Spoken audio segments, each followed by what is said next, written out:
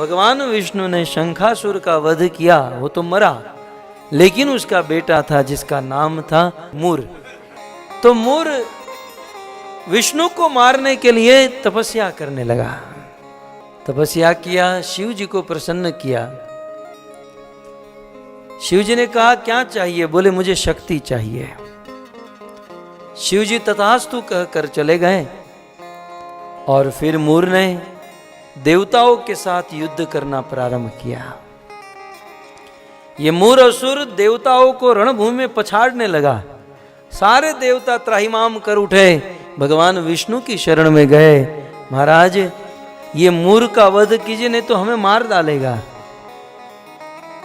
भगवान विष्णु ने कहा देवताओं को आप जाओ युद्ध करो, मैं आपके पीछे पीछे आ रहा हूं।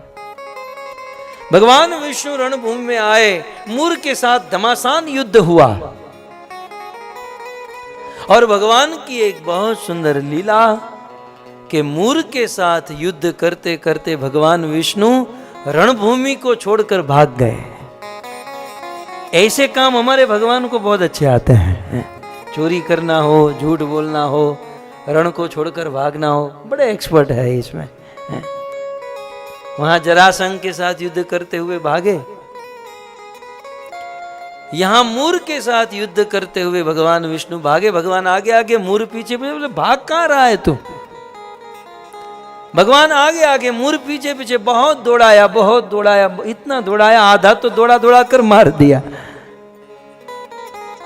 और आगे एक गुफा थी, भगवान विष्णु उस गुफा में गए और आराम से सो गए। गुफा में जाकर सोए, पीतांबर ओढ़ लिया।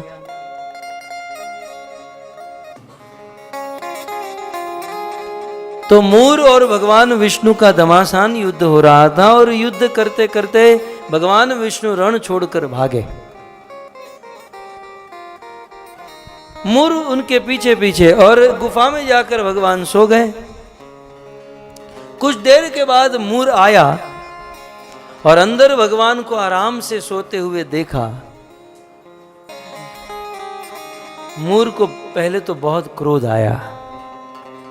बोले मुझे इतना दौड़ाया, दौड़ा दौड़ा कर आधा मार दिया और खुद यहां आकर आराम से सो रहा है।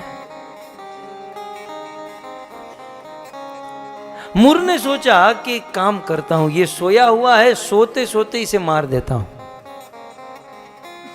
यद्यपि सोए हुए व्यक्ति को मारना कायरता है। भागवत में लिखा है मत्तम प्रमत्तम अनुमत्तम बालम स्त्रियम वीरथम जड़म। ये 10 प्रकार के लोगों को मारना दुष्टता है, कायरता है।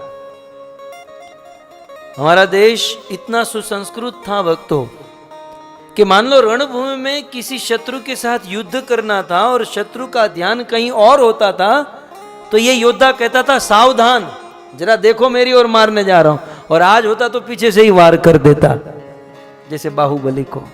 ऐसा ही था ना कुछ। ये कलयुग है। लेकिन आपने रामायण आदि में देखा होगा, सावधान करते हैं। सावधान माने अलर्ट हो जाओ, मैं अब मारने जा रहा हूं। ये वीरता हुआ करती थी।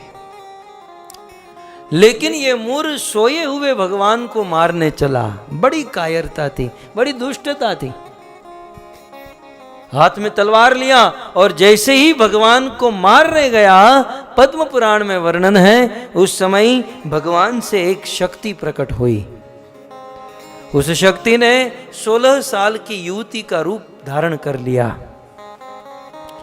और देखते ही देखते उस शक्ति ने मूर की सारी सेना का विध्वंस कर दिया।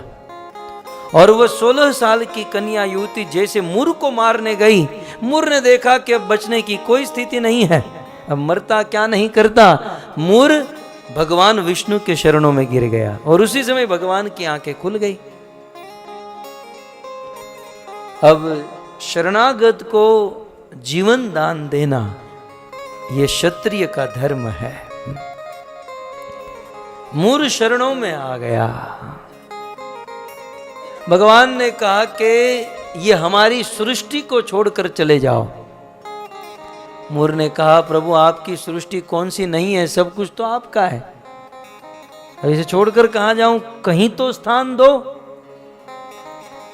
तब भगवान विष्णु ने कहा, ध्यान से सुनिएगा, कि मूर अब मैं तुम्हें स्थान दे रहा हूं, आज के दिन, आज की तिथि के दिन मैं तुम्हें अन्न में स्थान दे रहा हूं।